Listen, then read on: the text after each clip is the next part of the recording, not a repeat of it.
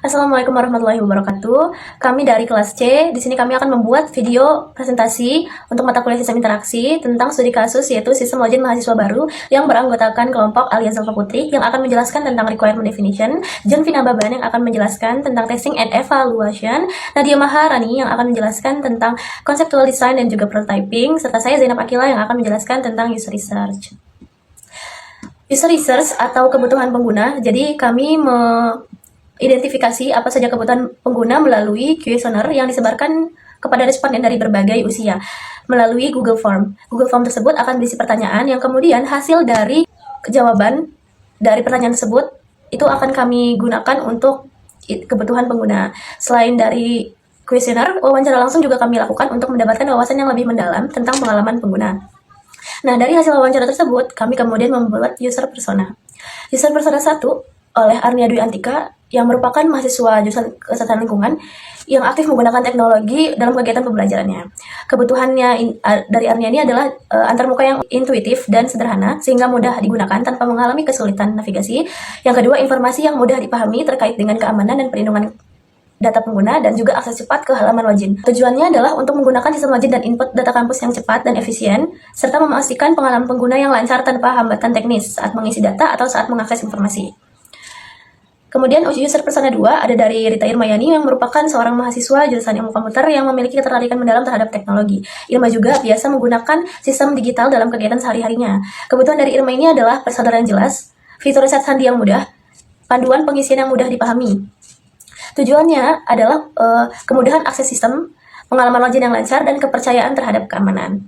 Kemudian user persona 3 ada dari Deta Sari Aslina yang merupakan mahasiswa aktif jurusan ilmu komputer. Kebutuhannya yang pertama itu fitur ingat saya, fitur lihat password, dan juga keamanan CAPTCHA. Kebutuhannya adalah login yang cepat dan mudah diakses serta perlindungan ekstra pada data loginnya.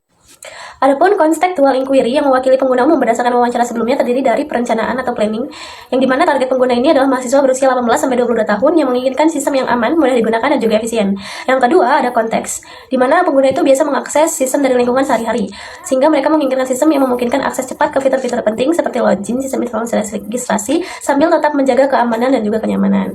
Yang ketiga ada key activities dan juga observation, yang aktivitas utamanya terdiri dari login dan juga registrasi. Dan observasinya, yang pertama kemudahan pengguna, ada fitur lupa password, dan juga opsi ingat username.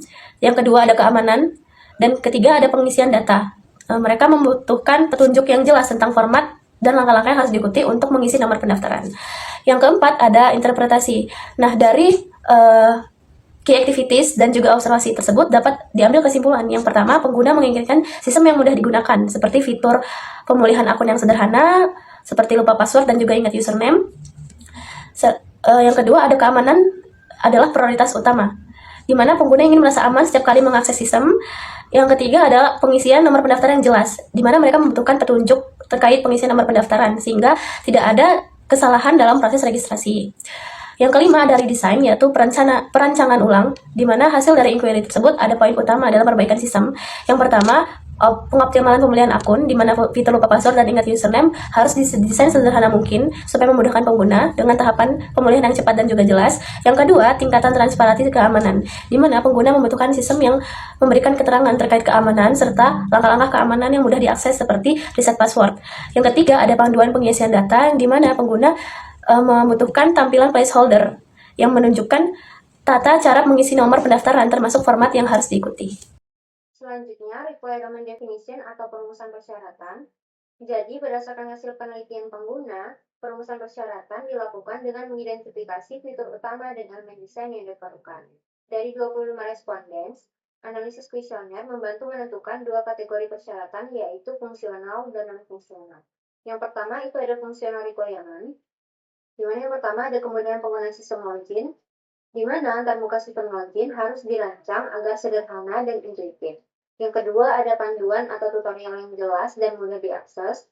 Yang ketiga, kecepatan proses login yang harus dapat diselesaikan dalam beberapa detik tanpa penundaan. Kemudian yang keempat, ada penanganan tantangan untuk mengatasi masalah teknis seperti kegagalan login dan verifikasi yang lambat. Kemudian ada fitur ingat saya, fitur pemulihan akun. Kemudian ada pesan kesalahan yang jelas dan informatif jika terdapat masalah.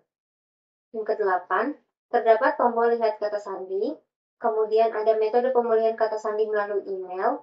Yang ke-10, penggunaan CAPTCHA yang ada pada login pertama kali atau setiap login untuk keamanan.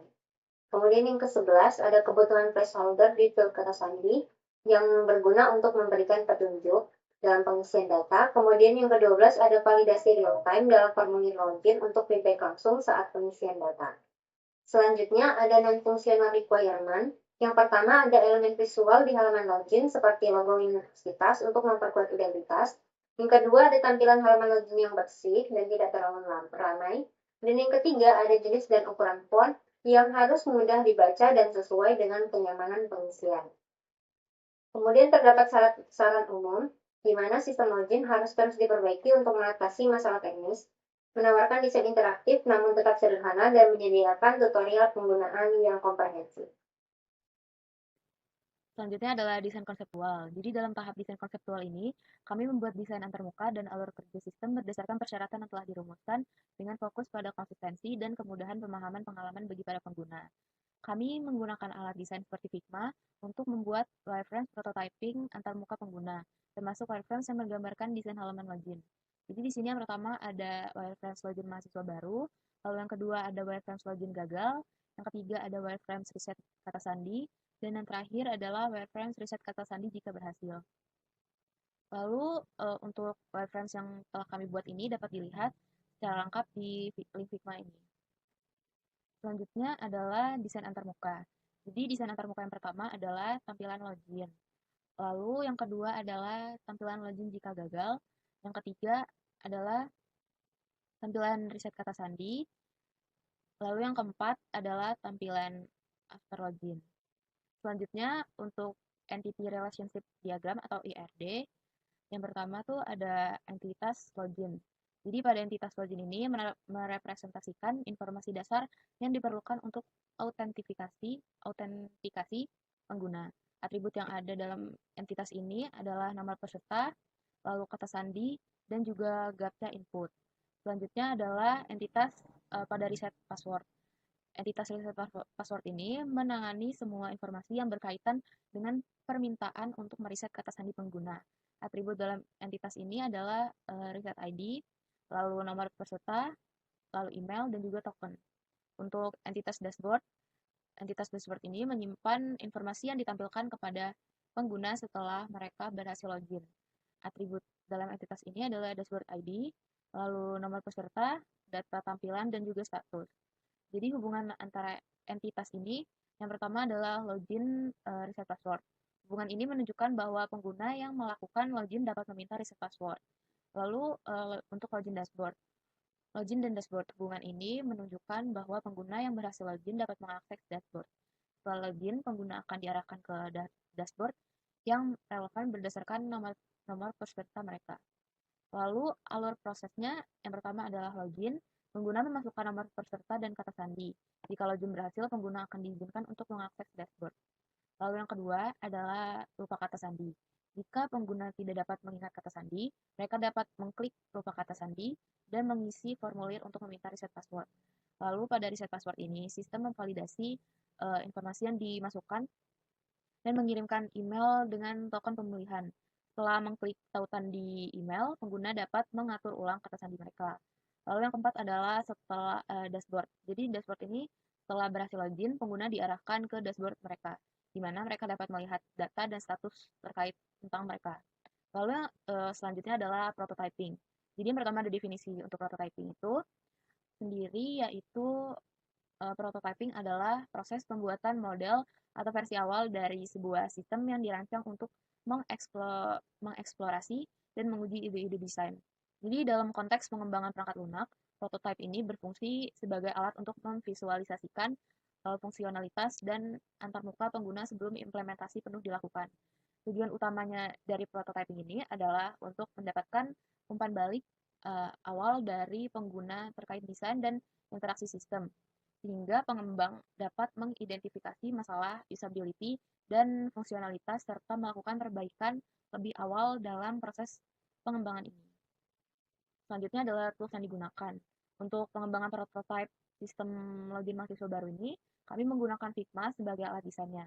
Prototipe ini mencakup alur login, tingkat kata sandi, dan akses ke dashboard. Semuanya dirancang untuk menciptakan pengalaman pengguna yang intuitif dan responsif. Prototipe ini dapat dijelajahi melalui tautan berikut.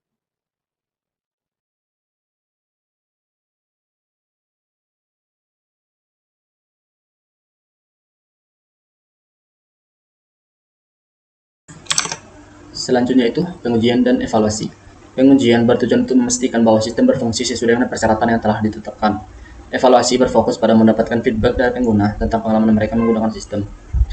Ada metode pengujian. Yang pertama itu pengujian usability, yang kedua itu pengujian fungsional, dan yang ketiga itu pengujian keamanan. Selanjutnya itu pengumpulan feedback. Setelah melakukan pengujian, responden akan diminta untuk mengisi survei menggunakan Google Form. Survei ini mencakup beberapa pertanyaan seperti seberapa mudah mereka menemukan halaman login, seberapa mudah mereka memahami tata letak dan desain form login, dan sebagainya. Untuk tools yang digunakan untuk pengumpulan data, survei dilaksanakan menggunakan Google Form. Survei terdiri dari 8 pertanyaan yang meliputi pertanyaan dengan skala Likert serta beberapa pertanyaan terbuka untuk mendapatkan masukan dari pengguna. Hasil dari survei ini kemudian diimport ke Google Sheets untuk analisis lebih lanjut. Yang terakhir itu hasil dan evaluasi. Untuk rating keseluruhan, responden diminta untuk memberikan penilaian yang jujur terhadap keseluruhan tampilan interface serta pengalaman pengguna dari prototipe sistem. Yang kedua itu kemudahan menemukan halaman login. Sekitar 71% responden menyatakan bahwa mereka menemukan halaman tersebut dengan mudah. Yang ketiga itu pemahaman tata letak dan desain form login.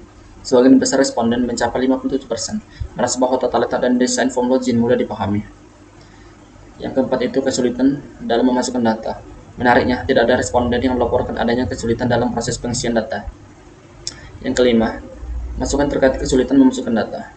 Walaupun tidak ada kesulitan signifikan yang diidentifikasi, responden umumnya melaporkan bahwa mereka tidak mengalami masalah saat menginput data.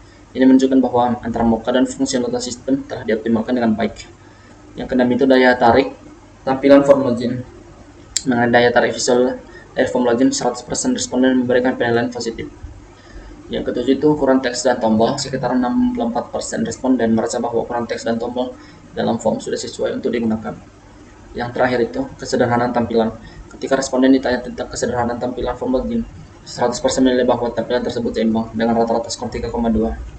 Hal ini menunjukkan bahwa sebagian besar responden menghargai kesederhanaan, tapi ada juga permintaan untuk menambahkan elemen visual yang lebih kaya guna memberikan konteks tambahan.